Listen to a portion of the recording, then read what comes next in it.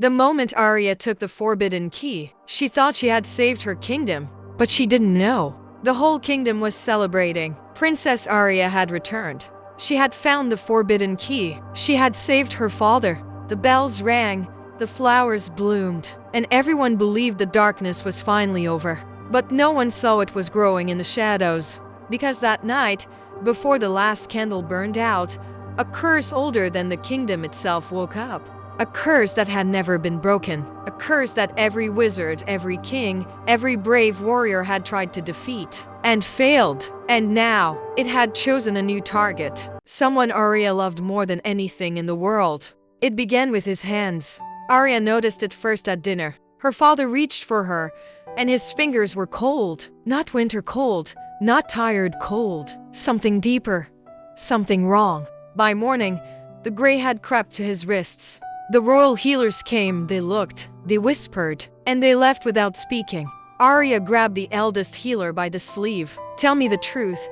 The old woman's eyes filled with sorrow. "It is the stone curse, Your Highness. Ancient, unbreakable. By midnight tomorrow, the king will turn to stone. Forever." "There must be a way," Aria said. But the healer only shook her head slowly. "Every queen and princess before you asked the same question. There is no way. There has never been a way." She walked away, but Aria did not move. She stood in the corridor and felt something stir inside her chest. Not fear, not sadness, determination. There was one place in the palace no one entered, the forbidden library. It held the oldest magic in the kingdom, spells forgotten for centuries, curses too dangerous to read aloud, and truths too painful to remember. Aria pushed open the heavy stone door.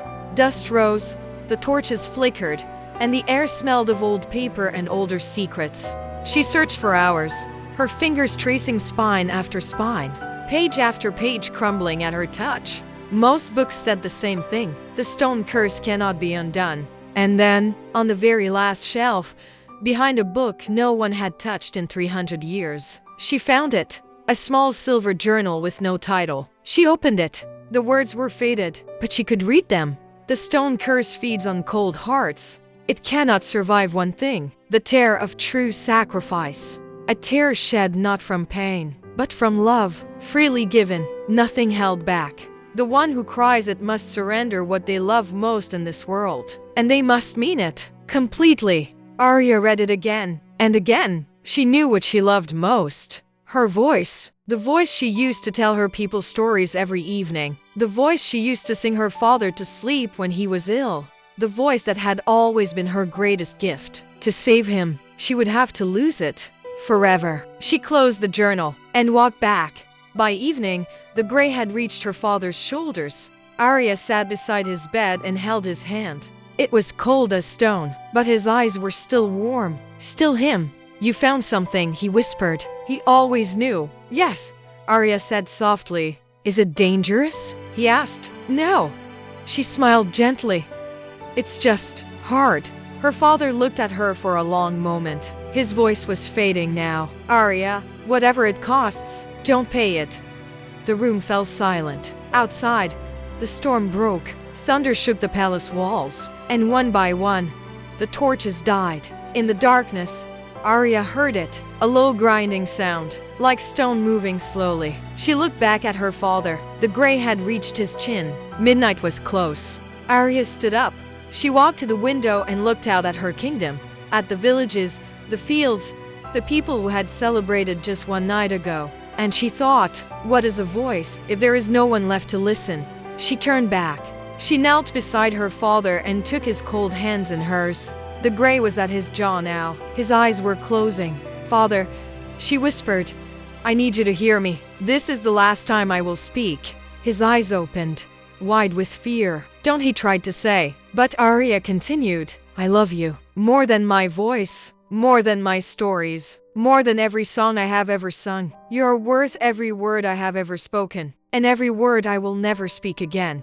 And then, she felt it. Something warm rising inside her. Something real. Something that had nothing to do with magic. And a single tear fell. It caught the light as it dropped, glowing gold. And it touched her father's hand. The room shook. A sound like shattering glass filled the air. But it wasn't glass. Something older, something darker. His stone curse screamed, and then it shattered, breaking into 1,000 pieces of gray ash that vanished before they touched the ground. And then, silence. And then, warmth. Her father's hand, warm, alive. He gasped. His eyes flew open. Color returned to his face like sunrise after the longest night. "Aria," he breathed. She opened her mouth to answer, and her voice came out, clear, strong, unchanged. She froze. How? And in that moment, she understood. The curse fed on cold hearts, and her sacrifice had no coldness in it at all. She had been willing to give everything, and that willingness, that was the magic. By morning, the king stood on the balcony beside his daughter. The kingdom below cheered. Flowers filled the air. Children ran through the streets once more. "How did you do it?" he asked quietly. Aria smiled. "I stopped thinking about what I would lose, and I only thought about you." The king looked at her for a long moment, then nodded slowly. "That is the most powerful magic in the world." And it was, because the stone curse had lived for 300 years. It had defeated armies, it had broken kingdoms, but it had never faced a love like Aria's, and it never would again.